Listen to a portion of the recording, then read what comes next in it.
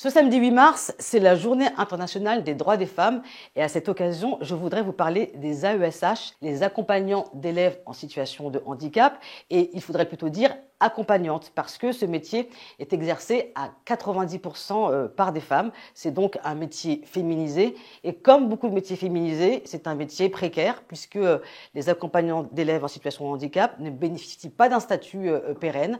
Elles sont très souvent obligées de cumuler de nombreux emplois pour avoir un salaire qui atteint le SMIC. Elles sont payées en moyenne 800 € par mois. Et pourquoi c'est important? Parce que c'est important pour les élèves, d'abord pour qu'ils bénéficient d'un accompagnement digne de ce nom. C'est important pour les familles, parce que les familles sont souvent portées à bout de bras par des femmes. Et évidemment, c'est important pour les AESH parce qu'elles doivent pouvoir, comme tout autre métier de la fonction publique, se projeter dans une carrière, avoir des formations dignes de ce nom. Puis pour nous, on considère que défendre les AESH, leur donner un statut de fonctionnaire, c'est défendre un féminisme populaire, un féminisme qui s'attache à l'emploi, aux conditions de vie.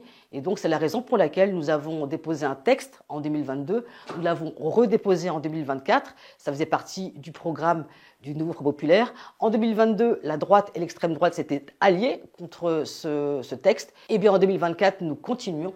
Nous pensons que c'est évidemment très important de défendre ces femmes et évidemment en même temps les familles et les enfants.